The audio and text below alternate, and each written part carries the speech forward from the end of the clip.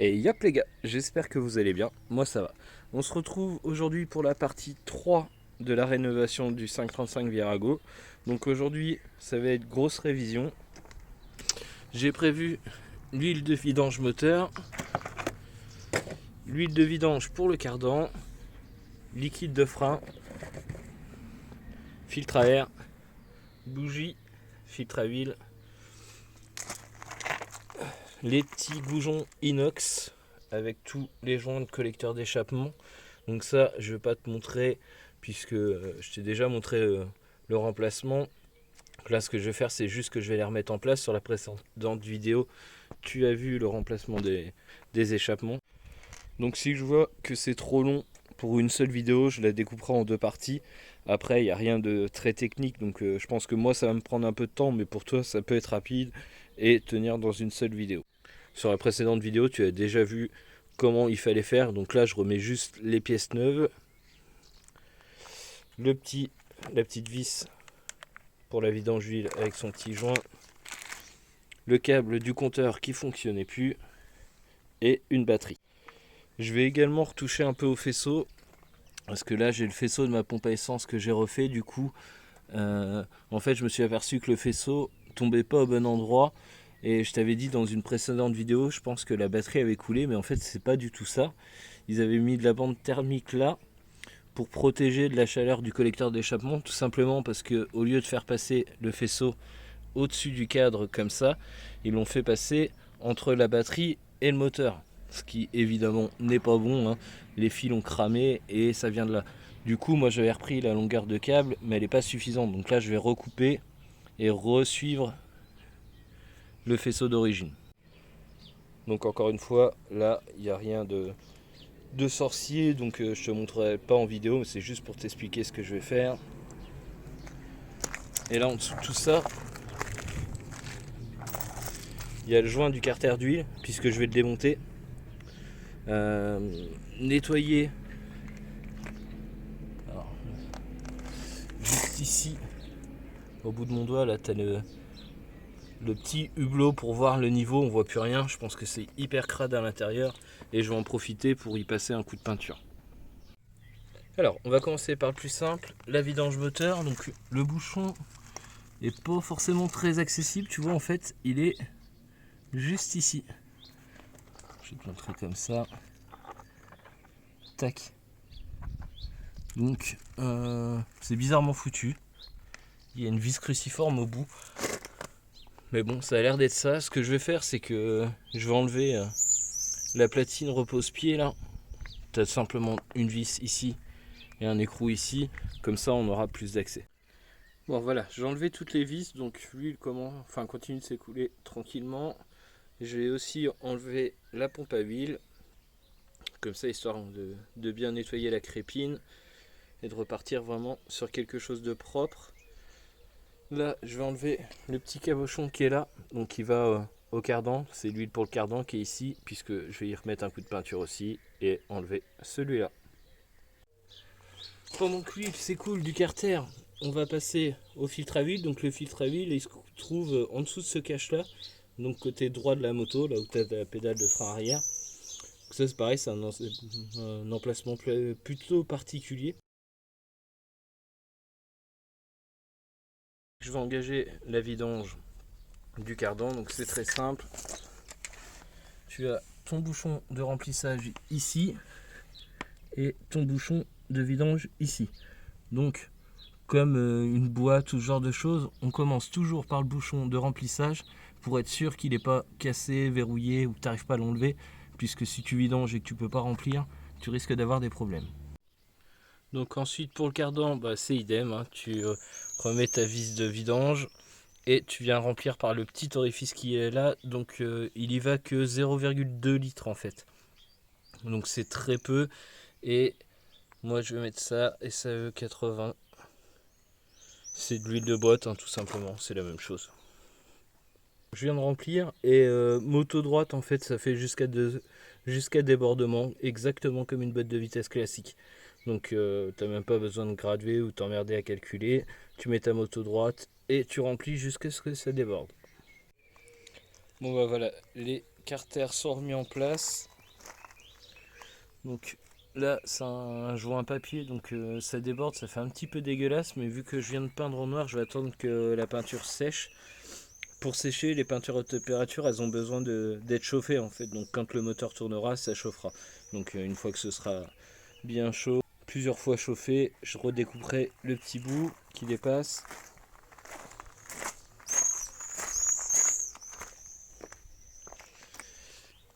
Et de l'autre côté, ça donne ça. Bon, tu excuseras toute la partie dégueulasse, mais j'ai mis un gros coup de propre sur la moto.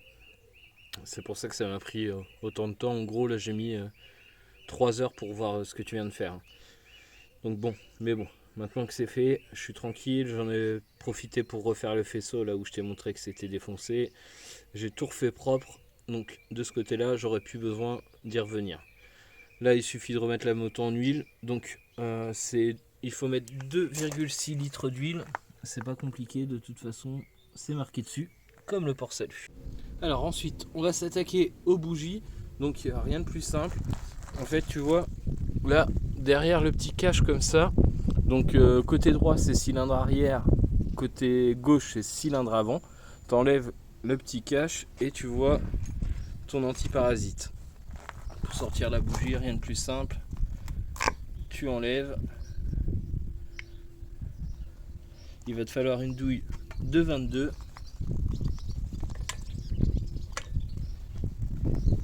Donc douille longue. Et ensuite, tu desserres. Donc là, tu peux voir que c'est pas trop mal. C'est un peu noir, mais bon.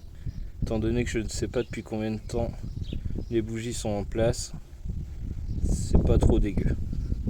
Ensuite, on va venir remettre la nouvelle en place. En fait, quand tu viens au contact, après, il faut faire un demi-tour.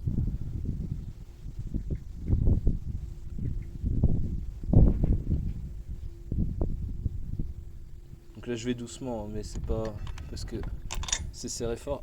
C'est tout simplement parce que j'ai pas envie de foirer le filetage. Et je te conseille de y aller mollo également. Ensuite, tu viens replacer ton petit antiparasite. Et voilà. Ensuite, pour le filtre à air, c'est très simple. Il suffit d'enlever le réservoir qui est là. Donc tu as une vis ici et tu as aussi 2 vis sur le côté.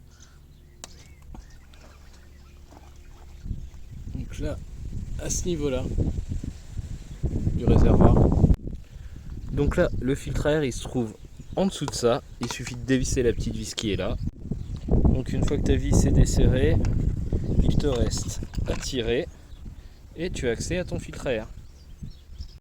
Donc ensuite, on va remplacer la gaine, enfin, le câble compteur. Donc pour ça, le plus simple, c'est d'enlever les 2 petites vis que tu vois là. Là, tu vois, au bout de la clé qui est ici. Et tu as la même, je sais pas si je vais pouvoir te montrer. Non, mais en gros, elle est là derrière. Bon, toi, tu la verras bien quand tu seras devant la moto. Et ça va te permettre de déloger le compteur et ce sera beaucoup plus simple. Donc moi, je vais utiliser une clé comme ça. Je vais passer par en dessous comme ça. Et tu vas voir que ça se fait très facilement.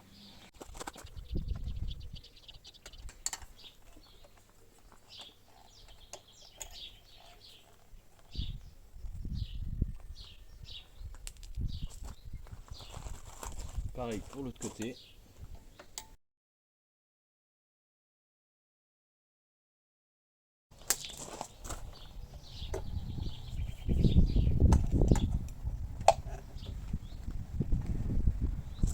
Là, ça te permet de dégager la petite patte.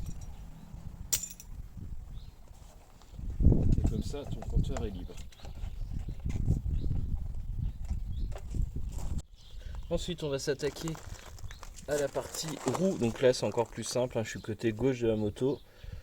Il suffit de suivre ton câble. De toute façon, il n'y a rien de très compliqué. Et là, on va venir dévisser avec une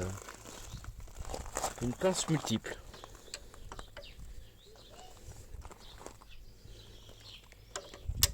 Normalement, c'est pas serré très fort.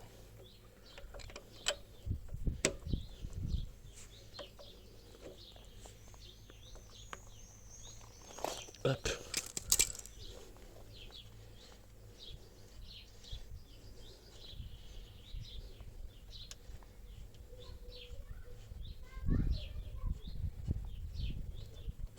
Et voilà. Donc là, on va venir ressortir le câble, hop, comme ça on va sortir le compteur entier et ça va être bien plus simple pour remplacer son câble. Hop.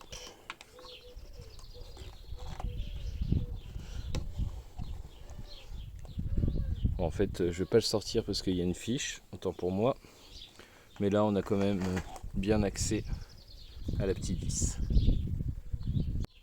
Donc là j'ai mis le premier coup de pince hors caméra parce que je pouvais pas tenir le téléphone. Et ensuite tu dévisses. Voilà, donc là le câble est sorti. On va venir revisser le nouveau câble ici. Et si jamais tu n'as pas accès ou si tu veux carrément changer ton compteur, tu as ta petite fiche qui est juste ici. Donc c'est celle qui est au bout de mon doigt.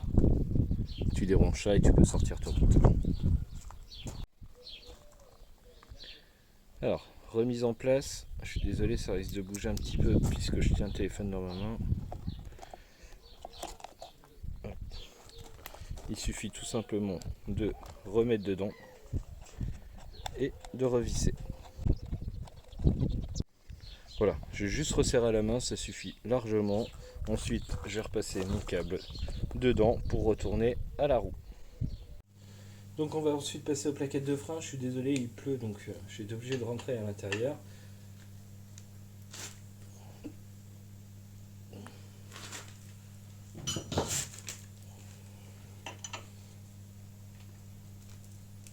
Ouais, vache.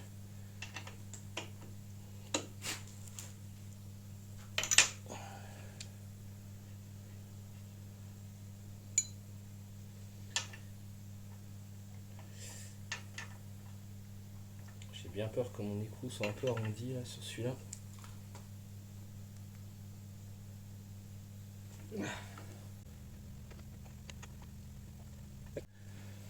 Ensuite, on va desserrer la petite vis à laine qui est ici. Donc c'est du H6. Ça y est. Donc là, je suis bien rentré dedans. J'aurais dû. Ouais, j'ai pas été malin, j'aurais dû desserrer ça avant.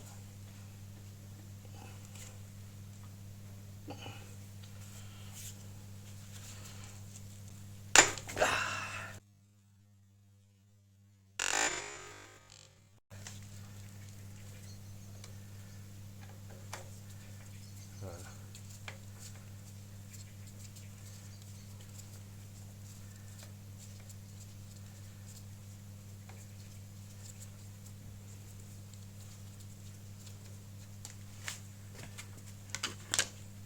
Hop.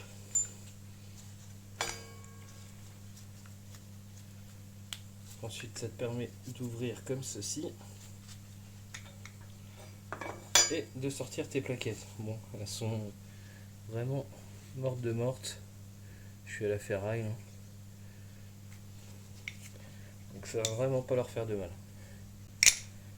Donc ensuite, on va venir repousser les pistons qui sont ici. Donc il y en a deux sur celui-là.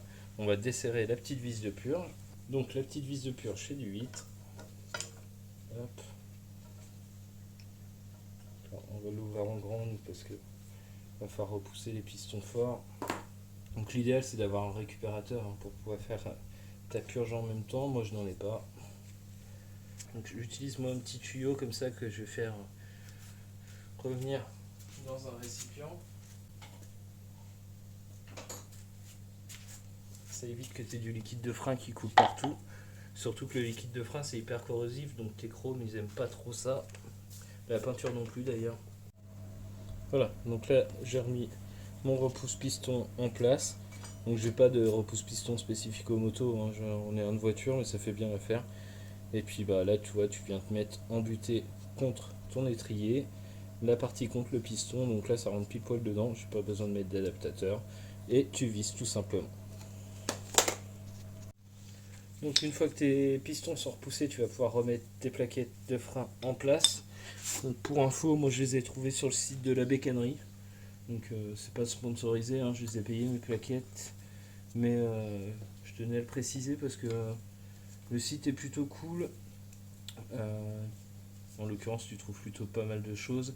Et en plus, en termes de tarifs, c'est plutôt très bien placé. Expédition, pareil, ça va très très vite. Je les ai eus en 48 heures. C'est vraiment pas mal. C'est la partie avec le bout arrondi, donc le plus fin en haut. Tu viens te mettre dans les petites encoches là, tout simplement. Merde.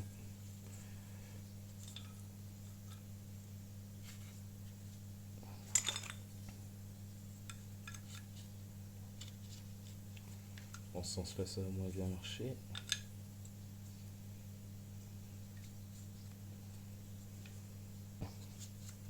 Là, on est bon. Là, il faut faire attention de ne pas écraser le petit soufflet.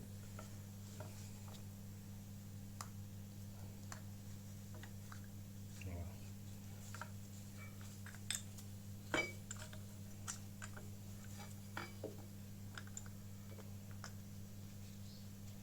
Hop, voilà.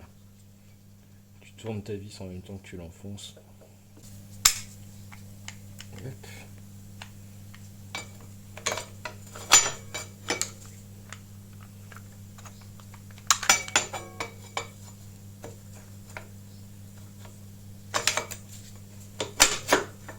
Voilà, comme papa dans maman.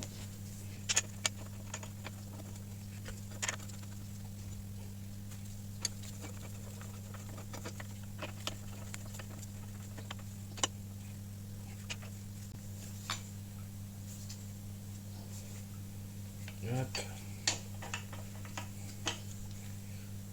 Hop.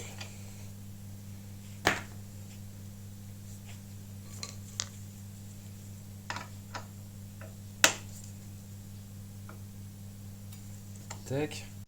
Bon, du coup, là, je vais passer à la purge. Donc, pour la purge, il faut que tu remplisses ton liquide de frein. Donc là, tu as le petit niveau. Donc, moi, je suis obligé de feinter, on va dire. Tu vois, j'ai mis une chandelle sur la pédale de frein et tourner le guidon à fond à gauche, puisque normalement, t'as un guidon qui est penché. Donc, du coup, ça penche tout le temps mon liquide de frein. Donc, comme ça, là, je suis à peu près droit. Donc, je vais remplir et puis faire la purge. Donc, pour purger, il suffit de pomper. Tu ouvres, tu pompes, tu ouvres, histoire de chasser toutes les bulles d'air. Les gars, tout est remonté, donc on va se quitter là-dessus. J'espère que la vidéo t'a plu. Si c'est le cas, n'hésite pas à lâcher un petit like, un petit commentaire et puis un abonnement, c'est important. Et je te dis à bientôt pour une prochaine vidéo. Ciao.